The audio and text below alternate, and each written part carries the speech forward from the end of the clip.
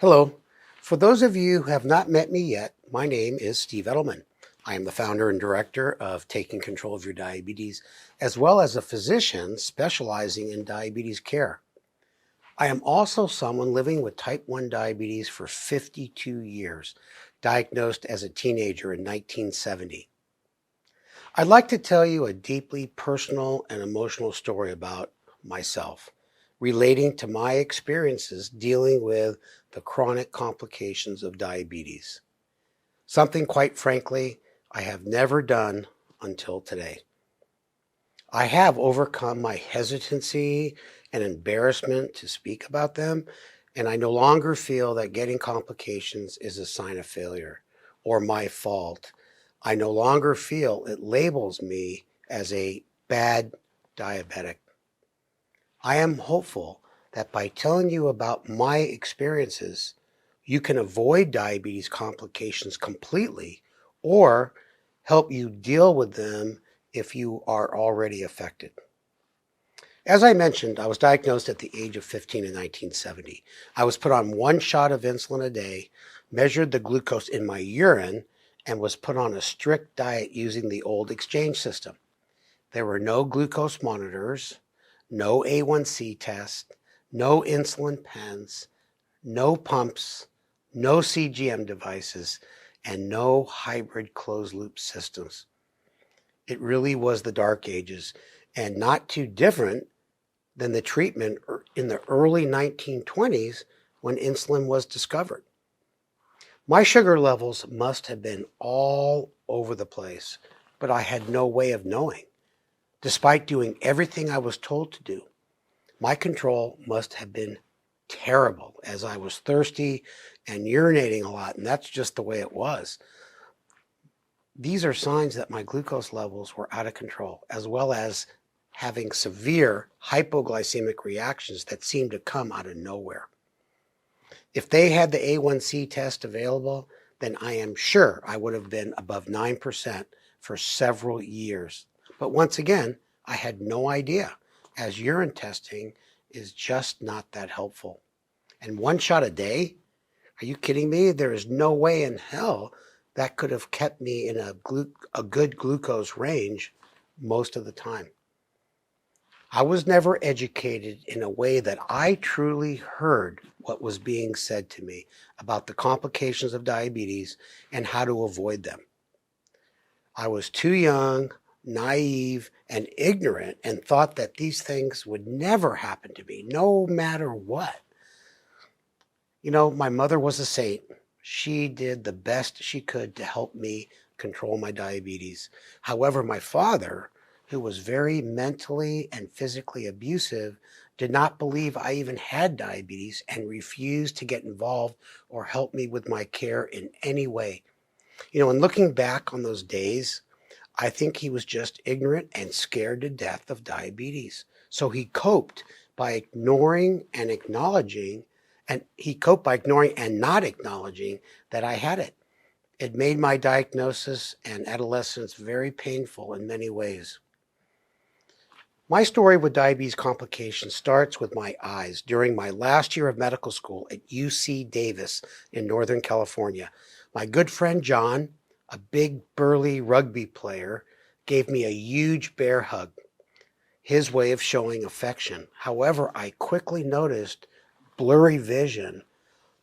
The next day I went to a retina specialist who told me that I had leakage of fluid from the blood vessels in the back of my eyes causing my symptoms. He said very clear to me, I had the beginning of diabetic retinopathy or diabetic eye disease. Now, it was 1982 and I was 27 years old, only 12 years after my initial diagnosis of diabetes.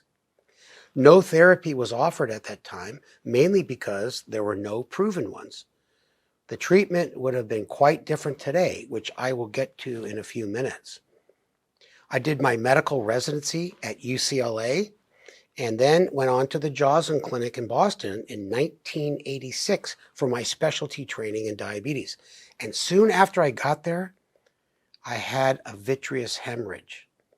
One of those leaky blood vessels in my eye burst, and filled my eye cavity with blood, and I was almost instantly blind in my left eye. Let me tell you that that experience was a wake-up call for sure. At first, it scared the hell out of me, and then I became pretty depressed, thinking about what was in my future. Would I lose my vision entirely? How would this affect my career in medicine and personal life? And since I am the glass half full type of person and always looking for a silver lining in things, I had this thought that having sex by Braille did not sound that bad. It does sound funny, but gotta laugh with the good and the bad. I saw one of the best retinal specialists in the United States, and he administered laser therapy to the back of my eye. Not the kind you get to avoid wearing glasses, but the type that cauterizes and stops the bleeding vessel or vessels. I had to sleep with a ton of pillows under my back, and eventually the blood settled, and I slowly got my vision back after several months. You know, and this is one complication that is with you every single minute of every waking hour during the day, because you had to look through blood through your vitreous. So over the next 5 years, while furthering my training at UCSD, I received a few thousand more laser treatments to both eyes to keep them stable and reduce any further bleeding. Now, this treatment did stop the bleeding, but at the expense of reduced peripheral and night vision. And I remember going to a movie theater with my girlfriend as we shuffled down the aisle, the row of seats, to find two open ones in the middle. I sat down on what I thought was an empty seat, and it turned out that I sat on a lady's lap who had a huge container of popcorn, which went everywhere. And so when you lose your night vision, it just takes you a long time to adapt when you go from a lighted area to a dark area. So now in 2022, let's talk about what's going on now. The treatments are incredible for diabetic retinopathy and another condition called diabetic macular edema, or DME.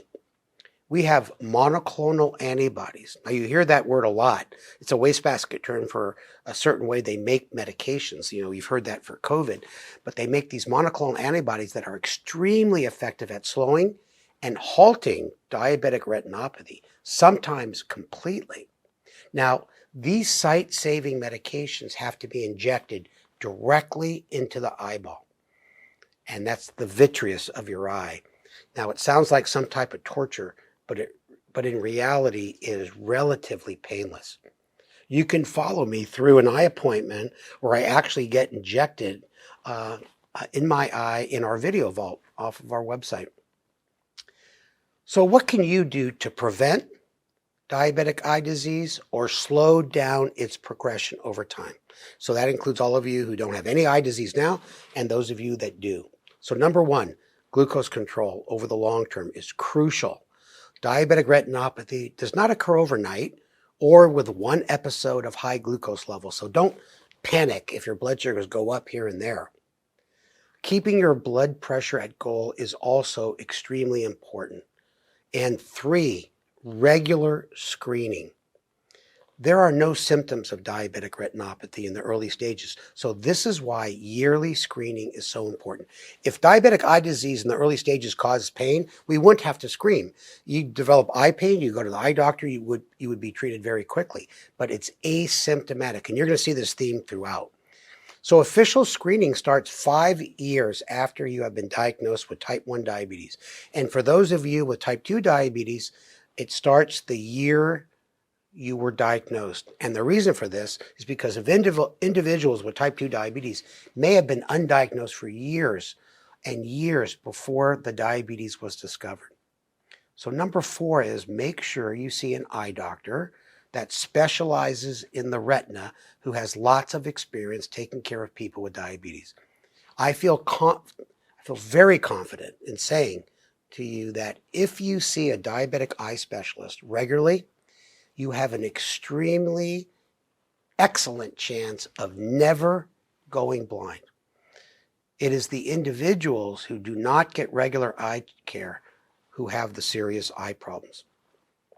As for me, I had over 2,000 laser burns to each eye many years ago, and more recently, over the past 2 years, I had multiple injections of those monoclonal antibodies in both eyes, and I'm happy to report my vision has improved greatly and are quite stable.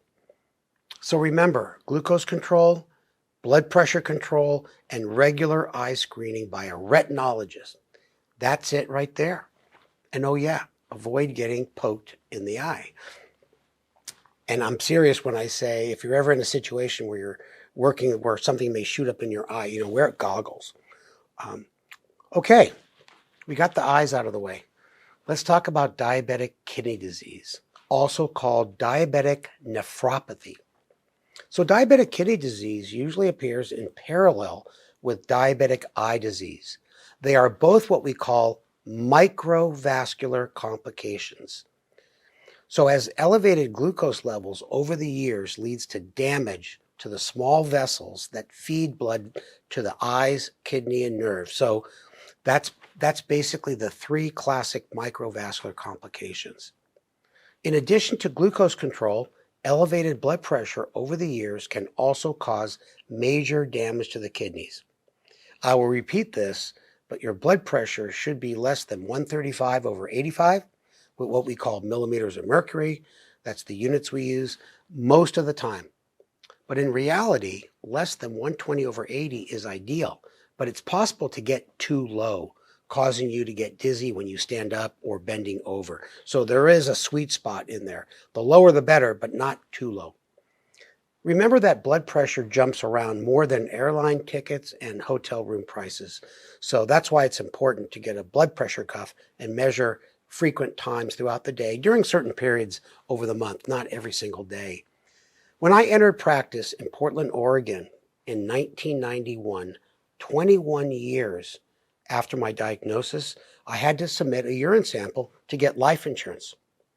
At that time, I was married with one daughter, and I remember getting rejected because there was an excess amount of protein in my urine, one of the very first signs of diabetic kidney disease. You know what? This was another wake-up call for me. All of my other kidney tests were normal, and I had no symptoms. Once again, this is why screening is so important for diabetic kidney disease.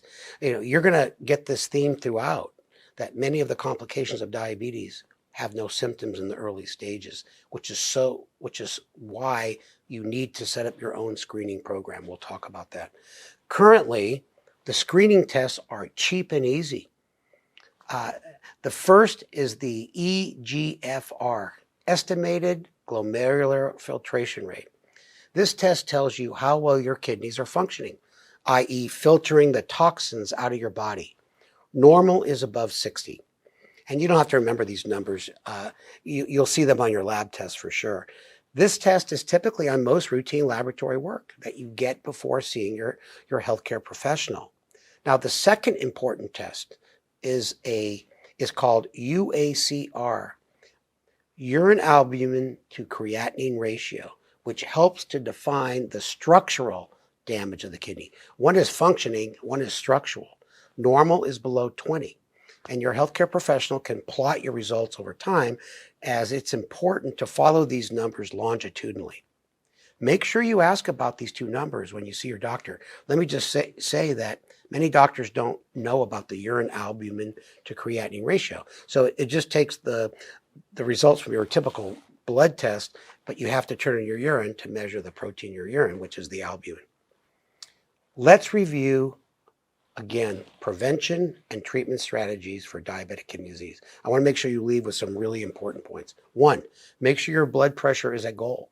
Less than 135 over 85, less than 120 over 80 is even better if you're not getting hypotensive.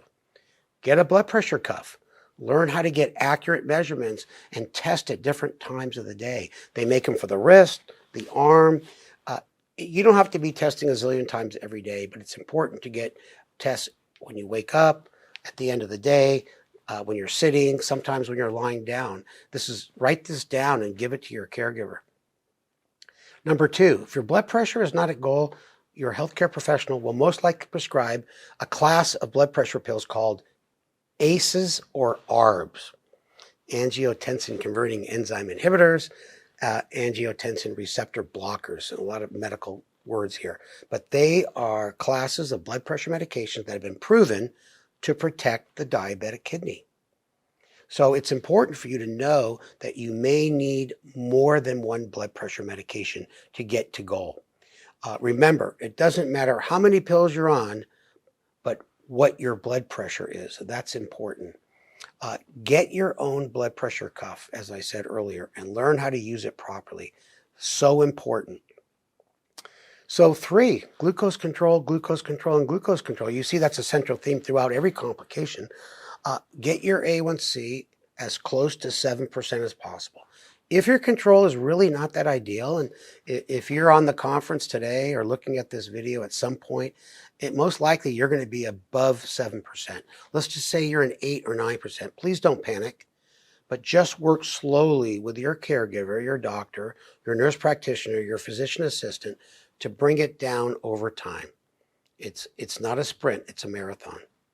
Number 4 is 2 relatively new medications have been proven to slow the progression of diabetic kidney disease. They are SGLT2 inhibitors, such as Farxiga and Jardiance, and also a relatively new medication called Kerendia, Kerendia. These medications have also proven to be very effective for people with chronic kidney disease and to slow down the progression over time. So our toolbox for diabetic kidney disease is getting larger. Ask your healthcare professional about these, and better yet, number 5, find a good kidney doctor or nephrologist that is knowledgeable about diabetic kidney disease. This is important if you have abnormal laboratory values, and probably not needed if your eGFR and urine albumin to creatinine ratio is normal. So, it really, you should use these specialists when you have issues. And number 6 goes without saying, avoid anything that would damage the kidneys, such as radiographic dye, like you get a CAT scan, they say with or without dye, and non-steroidal anti-inflammatory agents, such as Motrin. So these are medications that can cause damage to the kidney, especially used over the long term in high doses. Whenever you start a new medication, no matter what it's for, you should ask your doctor if it has side effects that adversely affect the kidney. So back to my story. I do have diabetic kidney disease stage 3A, which means I have about 50% of normal kidney function. However, I have been stable for about 10 years, and my eGFR is around 45 to 50, normal above 60. And my urine albumin to creatinine ratio, such an important number, is 345, normal less than 20, which is well above normal, obviously, but at least it has been stable. And it has gone down since I started the medication Farxiga, the SGLT2 inhibitor. I also take 2 blood pressure medications as well. And I obviously have a blood pressure cuff. So I do have an excellent nephrologist who specializes in diabetic kidney disease. And I am doing all the measures to avoid dialysis or the need for a kidney transplant. You know what? And if that time ever comes, I will learn how to deal with it as best I can. So the third classic microvascular complications is diabetic peripheral neuropathy.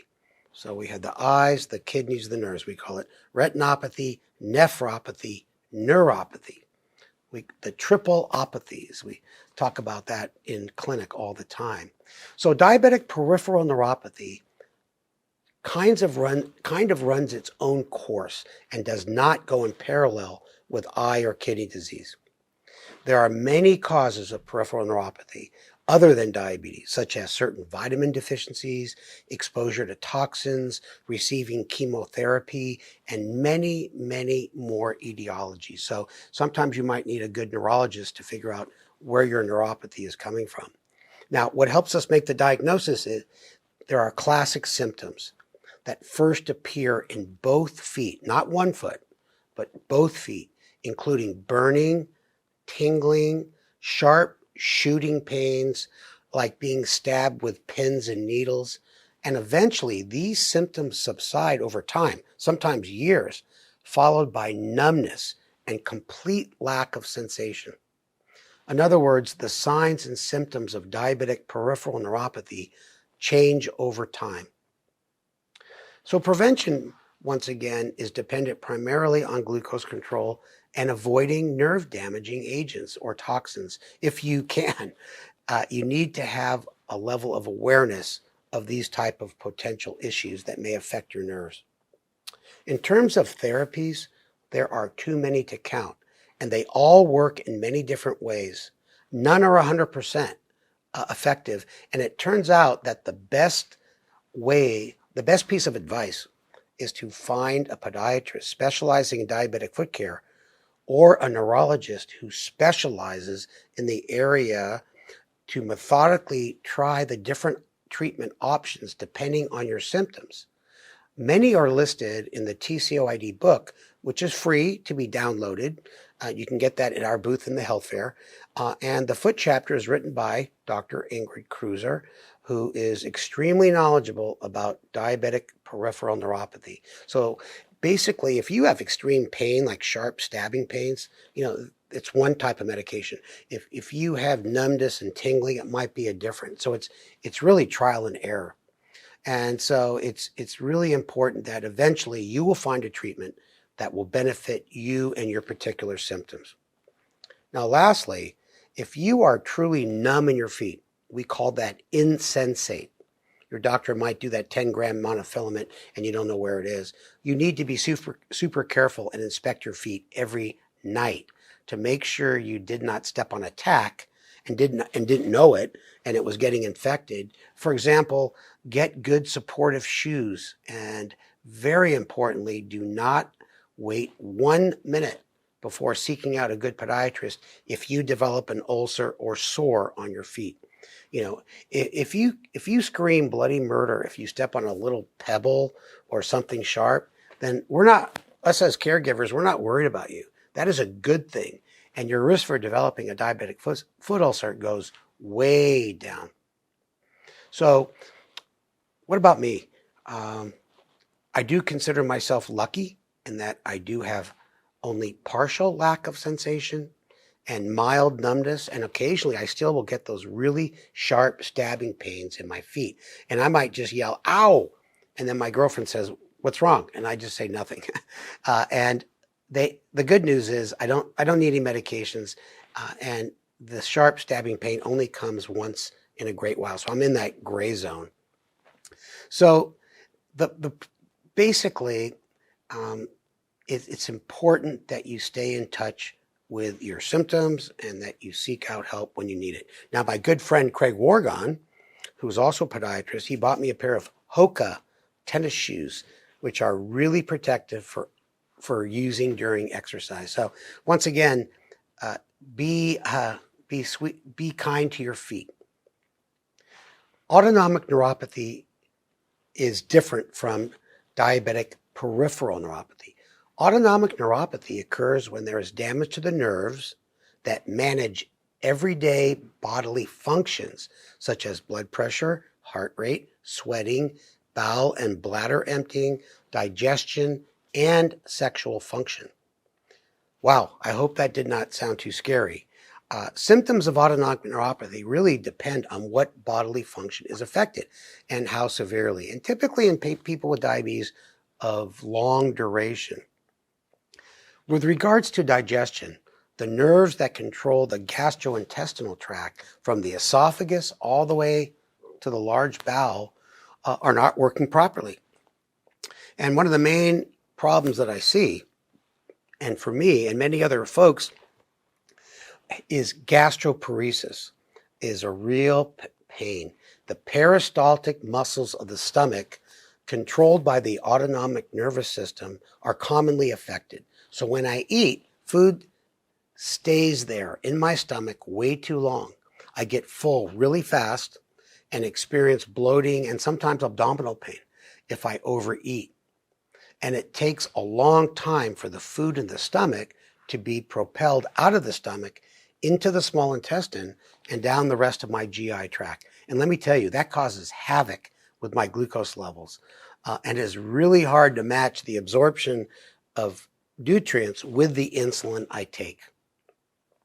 Okay, I may get hypoglycemic shortly after eating, which is unusual, like within an hour, because I've given myself insulin, but the nutrients have not been absorbed yet. And later on, the glucose levels go really, really high. Then getting off that roller coaster is difficult. Now, many folks living with diabetes for over 10 years may have a mild form of gastroparesis, so mild that they may not even be affected severely at all and not even know they have it. To make the diagnosis, it's usually made by your symptoms, and there's also a test called the gastric emptying study, which may or may not be helpful. Mainly, we make the diagnosis primarily by symptoms. So the basics of treating gastroparesis is not to stuff yourself at any one time, which can be tough. If you're starving, you need to eat slowly and try to avoid foods that take a long time to be digested, such as a tomahawk-sized steak for two that you order for yourself at Ruth Chris Steakhouse. And there are many therapies for diabetic gastroparesis, but it comes down once again to trial and error. They even have a gastric nerve stimulator that can help. And I'd say if you're having serious issues, once again, it pays to see a specialist, a gastroenterologist who has experience with diabetes.